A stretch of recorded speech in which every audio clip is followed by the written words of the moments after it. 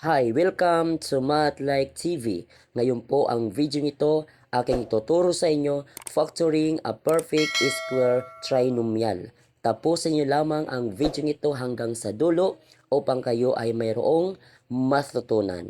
Ngayon itong ating illustration, x squared plus 2xy plus y squared equals the product of square of the sum of two terms. Okay? Yan po ang kanyang factor form sa perfect square trinomial. Okay, number 2 na illustration itong x squared minus 2xy plus y squared equals na ang kanyang product ay square of the difference of two terms. Okay? So yan po ang kanyang magiging factor form sa perfect square of trinomial. Kung naalala nyo po ang aking mga naunang video, ay naituro ko sa inyo yung square of the sum of the two terms at saka yung square of the difference of the two terms. So, yung binomial, okay? So, ito ay kabaliktaran lang dito. Okay? Kabaliktaran lang dito sa perfect square trinomial. Ngayon, mapapansin mo dito sa perfect square trinomial, ang kanyang first term at saka yung kanyang last term are positive perfect square. Then yung kanyang middle term dito sa gitna na ito is equal to twice the product of the square roots of the other two terms. So lagi siyang sa middle ay lagi times niya sa 2. Okay? Sa sum man o sa difference, so ang kanyang middle term makikita natin ay times siya sa 2. Okay? So, example, ang given natin ay x squared plus 6x plus 9. Okay, so equals, ang gagawin natin, ang first term ay ating siyang i-square at saka yung last term i-square natin. So, ang 9 ay perfect number. Ang square ng 9 that is 3. So, lagyan natin 3, then raise to second power kasi kailangan i-square yung last term pati yung first term. That's why meron siyang squared, yung first saka yung last term. Eh, paano naman itong middle term, itong positive 6x? So, ang gagawin natin, ang square ng x squared, that is x. Then, yung square ng 9, dahil perfect number itong 9, okay, ito ay 3. Okay, so, close parenthesis x, saka yung close parenthesis 3, that is multiplication. Then, i-times natin sa positive 2. Okay? Positive 2. So, that is, ito yung kanyang factor dito, yung plus 2 times x times 3. Pag multiply mo itong middle na to, ito ay lalabas ang 6x. So, that is positive 6x.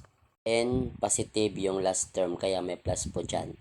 Okay, ngayon final na natin. Ang factor form niya ay ating kunin ang square ng x squared, that is x. Okay? Then yung plus, isulat natin. Then yung square ng 9, okay, that is 3. Okay? So, close parenthesis, x plus 3 raised to second power. Ito po ang kanyang factor form. Next, number 2, example. 4x squared plus 20xy plus 25y squared. Okay? So, mapapansin natin ang given na ito ay yung 25 ay perfect number. Ang given naman itong 4 na first term, ito ay perfect number. Okay? So, ganun din ang gagawin natin. Kunin natin ng square ng 4 at saka yung x squared, that is 2x. So, first term raised to second power. Kaya close parenthesis 2x squared. Then, yung last term, positive din siya, kagaya sa first term. So, positive din siya. So, ang square ng 25, that is 5. Square ng y, that is y. Okay? Close parenthesis raised to second power. Ngayon, paano naman ang middle term? Okay, ang middle term, ang gagawin lang natin, i-multiply lang natin itong first term ng square niya ay 2x. Okay, close parenthesis. Then, itong square ng 5y raised to squared, that is 5y. Okay, kasi yan ang square ng 25. So, i-multiply lang natin ang dalawang ito, yung 2x times 5y. Then, positive times 2. Okay? So, isulat natin sa gitna yung positive. So, pag itong gitna ay multiply natin, makukuha mo yung 20xy. Okay? Positive 20xy. Then, yung last term, itong plus sign, itong positive. Then, after that, so atin ay final ang kanyang factor form.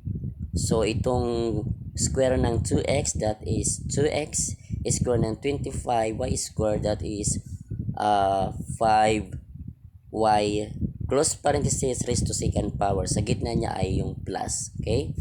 So, quantity 2x plus 5y raised to second power. Okay, next, number 3, example. X squared minus 8x plus 16. Okay? So, ang 16 ay perfect number. Okay? Ang first term ay x squared. Okay? Perfect number. Okay, so ang gagawin natin, ganun din. Ang first term ay gawin natin squared. So, kaya x squared siya. Then, yung last term, positive.